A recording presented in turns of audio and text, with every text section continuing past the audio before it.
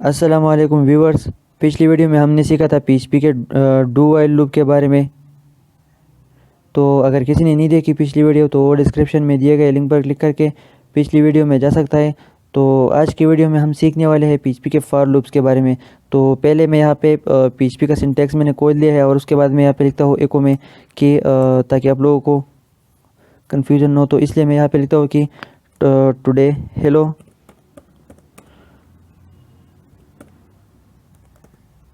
Viewers,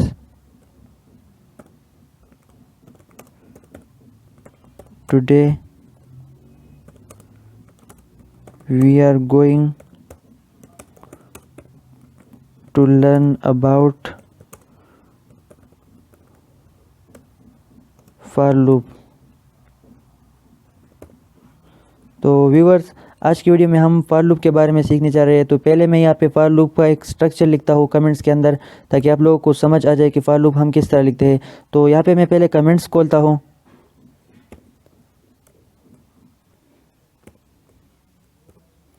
comments के अंदर आकर मैं फॉर लूप का स्ट्रक्चर लिखूँगा। तो फॉर लूप में हम इस तरह करते हैं कि पहले फॉर लिखते हैं, फिर राउंड ब्रैकेट्स खोल के इसमें हम अपने तीनों काम जो हम लूप में करते हैं वो इसी राउंड ब्रैकेट्स में हम करेंगे। राउंड ब्रैकेट्स के अंदर मैं अपना इनिशियलाइजेशन भी करूँगा और उसके बाद अपना काउंटर भी सेट करूँगा, और काउंटर सेट करने के बाद अपना इंक्रीमेंट या डिक्रीमेंट का साइन भी इसी के अंदर ही लगाऊँगा। पहले इनिशियलाइजेशन करते हैं। इनिशियलाइजेशन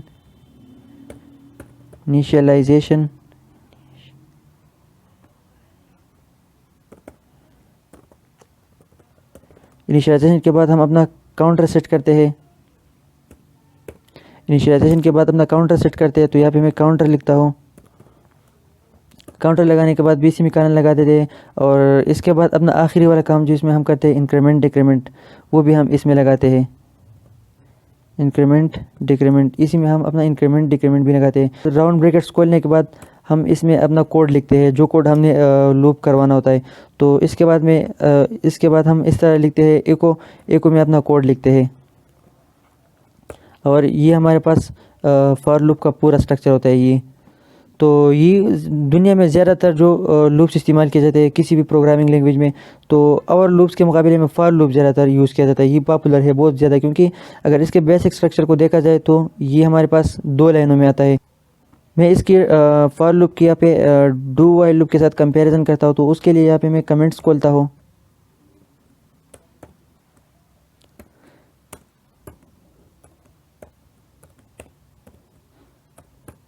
तो कमेंट्स खोलने के बाद यहाँ पे मैं आता हूँ नीचे आकर मैं यहाँ पे डू वाइल लूप का स्ट्रक्चर लिखता हूँ। डू वाइल लूप में हम इस तरह करते हैं कि पहले इनिशियलाइजेशन करते हैं अलग से।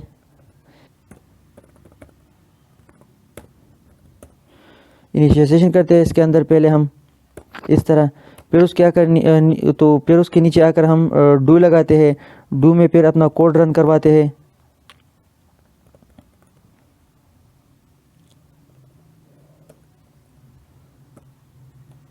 कोड रन करवाने के बाद नीचे आकर अलग से हमें कंडीशन सेट करना होता है काउंटर वाइल लगा के।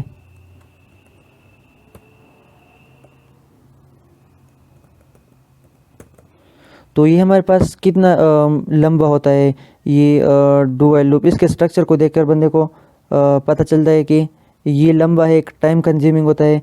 तो ये जो असल में फॉर लूप यूज़ किया जाता है, ये इसी वजह से यूज़ किया जाता है कि ज़्यादातर जो है टाइम को सेव करता है ये डू वाइल लूप के मुकाबले में। डू वाइल लूप जो है ये असल में टाइम कंज्यूमिंग है, और इसमें बंदा गलत भी हो सकता है, क्योंकि थोड़ा सा मुश्किल है। सीखने तो सारे चाहिए, लेकिन यूज़ जो है वो फॉर लूप की ज़्यादा की जाती है। तो आते हैं अपने फॉर लूप पे। फॉर लूप में हम इस तरह करते हैं कि पहले फॉर लिखते हैं। सॉरी, यहाँ पे मैं कमेंट से बाहर आके लिखता हूँ फॉर लिखने के बाद, जैसे कि मैंने आपको यहाँ पे बताया कि तो फॉर लूप लिखने के बाद यहाँ पे मैंने राउंड ब्रैकेट्स खोले हैं। और राउंड ब्रैकेट्स खोलने के बाद जैसे कि मैंने आपको बताया कि पहले इसमें इनिशियलाइजेशन करते हैं। तो इसमें हम इनिशियलाइजेशन करेंगे। यहाँ पे मैं एक वेरिएबल लेता हूँ और उसको मैं वैल्यू देता हूँ 0 की, और इसके बाद में आके यहाँ पे जैसे कि मैंने यहाँ पे लिखा है काउंटर, तो यहाँ पे हम अपना काउंटर या कंडीशन सेट करते हैं। तो इसमें इस तरह करते हैं कि मैं चाहता हूँ कि अपने कोड को 10 दफ़ा रन करवाओ, तो मैं इस तरह लिखूँगा कि $u is less than and equal to 10। तो यहाँ पे मैंने अपना कंडीशन सेट करवाया, या काउंटर भी से हम कह सकते हैं। इसके बाद सेमीकोलन लगाते हैं। सेमीकोलन लगाना भूलना नहीं, यहाँ पे लोग अक्सर गलती करते हैं, या तो इसको भूल ही जाते हैं या इसकी जगह सेमीकोलन की जगह सिर्फ कामा ही लगा देते हैं, लेकिन फिर उसकी वजह से एरर आता है और फिर वो कंफ्यूज हो जाते हैं और फिर हर्ट होके अपना सारा कुछ बंद करके बैठ जाते हैं। तो ये गलती कभी नहीं करना, यहाँ पे सेमीकोलन ज़रूर डालना है, यहाँ पे कोई और चीज़ नहीं डालना है, यहाँ पे कामा भी नहीं डालना और भूल भी नहीं जाना, यहाँ पे सेमीकोलन डालना बहुत ज़रूरी है वरना एरर उठाएगा। तो यहाँ पे मैंने सेमीकोलन फिर से लगाया। फिर उसके बाद मैं यहाँ पे इंक्रीमेंट लगाता हूँ। मैं चाहता हूँ कि इंक्रीमेंट करो अपनी वैल्यू को, तो यहाँ पे मैं इंक्रीमेंट लगाऊँ। अगर कोई चाहे कि अपनी वैल्यू को डिक्रीमेंट करे तो डिक्रीमेंट भी लगा सकता है। तो यहाँ पे मैं इंक्रीमेंट करना चाहता हूँ, तो यहाँ पे मैं इंक्रीमेंट लगाता हूँ। $u की मैं यहाँ पे इंक्रीमेंट करता हूँ, ये वेरिएबल है, तो यहाँ पे मैंने इसका इंक्रीमेंट करवाया। आखिर में हमारे पास जो इंक्रीमेंट या डिक्रीमेंट का साइन होता है, इसके साथ कुछ भी नहीं लगाना, बस सिंपल यही इंक्रीमेंट लगाना है। इसके बाद कोई सेमीकोलन या कामा नहीं डालना। इसके बाद हम आते हैं अपने तो इसके बाद हम जैसे ही हमारा ये स्टेप कंप्लीट हो जाए इनिशियलाइजेशन के साथ काउंटर और इंक्रीमेंट डिक्रीमेंट का, तो इसके बाद हम आते हैं अपने राउंड ब्रैकेट्स खोल के इसमें अपना काउंटर सेट कोड लिखते हैं। तो इसके बाद आके हम कर्ली ब्रैकेट्स लगाते हैं। कर्ली ब्रैकेट्स में हम अपना कोड लिखते हैं। तो मैं यहाँ पे बिल्कुल उसी तरह कर्ली ब्रैकेट्स खोलता हूँ। कर्ली ब्रैकेट्स खोलने के बाद यहाँ पे मैं अपना कोड लिखूँगा। कोड में मैं इस तरह करता हूँ कि एको लिखता हूँ पहले। इस एको में मैं लिखता हूँ, फर्स्ट करें मेरे पास एक कोडिंग का एक ब्लॉक है, मैं चाहता हूँ कि इस ब्लॉक को 10 दफ़ा रन करवाऊँ। तो वो ब्लॉक मेरे पास फर्स्ट करें ये है कि हेलो टू कोड मास्टर। तो यहाँ पे मैंने इस तरह लिखा, ये मेरे पास कोडिंग का एक ब्लॉक आ गया, इसको मैंने कोडिंग के तौर पर लिया। और इसके बाद हम कुछ भी नहीं करते, इसके बाद सिर्फ सिंपल हम इसको सेव करके ब्राउज़र में चेक करते हैं। तो ब्राउज़र में आके मैं यहाँ पे अपना लोकल होस्ट लिखूँगा, फिर इसमें अपना फाइल को फोल्डर खोल के अपना फाइल खोलूँगा। तो इसमें मेरे पास ये सारा जो कोडिंग था जिसकी मैंने लूपिंग करवानी थी, यहाँ पे लूपिंग हो गई है इसकी। अब चूँकि ये सब कुछ एक लाइन में आया है, मतलब ही कि एक दूसरे के एक के बाद दिख रहा है, इसमें कोई स्पेस वगैरह नहीं है। लूपिंग में बंदे को कुछ कन्फ्यूज़न होती है। तो यहाँ पे मैं ब्रेक लगाता हूँ इसमें, जिसके बारे में आपको पता है, पिछली सारी वीडियोज़ में मैंने ब्रेक के बारे में बताया था। तो यहाँ पे मैं ब्रेक लगाता हूँ BR। तो इसके बाद ये कोड जो है एक दफ़ा रन होने के बाद ये इसमें ब्रेक आएगा और नेक्स्ट लाइन पे जाएगा। तो बिल्कुल इसी तरह यहाँ पे मैंने ब्रेक लगाया, रिफ़्रेश करता हूँ यहाँ पे, तो ये नेक्स्ट लाइन पे आया। देख सॉरी, यहाँ पे ये पहला वाला हेलो टू कोड मास्टर, पहला वाला कोड जो है ये पहले वाले लाइन के साथ आया है जो मैंने पहले एको करवाया था। तो ये इस वजह से हुआ था कि यहाँ पे मैंने ब्रेक नहीं डाला था। तो यहाँ पे मैं ब्रेक डालता हूँ, सेव करके फिर से आता हूँ। तो यहाँ पे ये सब कुछ हल हो चुका होगा। तो ये मसला हल हो गया यहाँ पे। अब चूँकि फिर भी कन्फ्यूज़न है, लूपिंग तो हो ही गई है, लेकिन फिर भी यहाँ पे कन्फ्यूज़न है कि 10 दफ़ा हुआ है, कि ये लूपिंग जो है ये 10 दफ़ा हुई है या नहीं हुई। तो इसके लिए यहाँ पे मैं एक और ट्रिक यूज़ करता हूँ।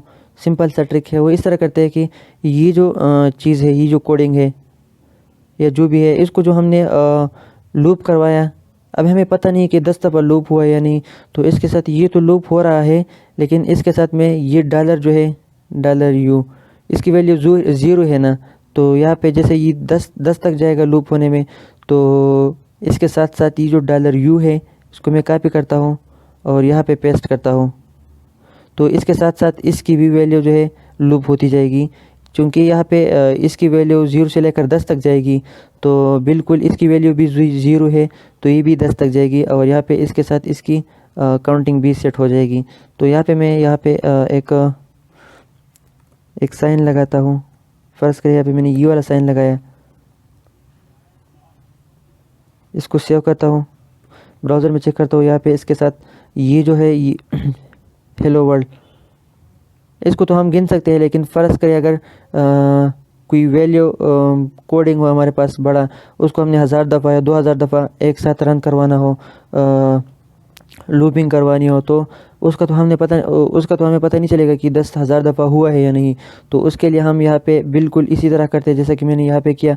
तो रिफ़्रेश करने के बाद यहाँ पे हमारे पास इसके साथ जो भी ये लूपिंग हुई है, इसके साथ काउंटिंग भी हो जाएगी कि कितनी दफ़ा हुई है। तो मैं इसको रिफ़्रेश करता हूँ, तो यहाँ पे बिल्कुल हमें पता चला है कि पहला वाला जो है वो 0 नंबर पे है, दूसरा वाला जो है वो पहले नंबर पे है, तीसरा वाला जो है वो दूसरे पे है, दूसरे नंबर पे आए हैं, चौथा जो है तीसरे नंबर पे आए हैं। इस तरह बिल्कुल 0 से लेकर 10 तक गया है ये लूप। तो व्यूअर्स, आज की वीडियो में हमने फ़ॉर लूप के बारे में सीखा कि फ़ॉर लूप किस तरह यूज़ करते हैं, और फ़ॉर लूप वर्ल्ड में क्यों ज़्यादातर पॉपुलर है, ज़्यादातर प्रोग्रामिंग लैंग्वेजेस में फ़ॉर लूप क्यों यूज़ किया जाता है। और इसके साथ साथ मैंने आप लोगों को यहाँ पे फ़ॉर लूप और डू व्हाइल लूप के दरमियान कंपैरिजन भी की है।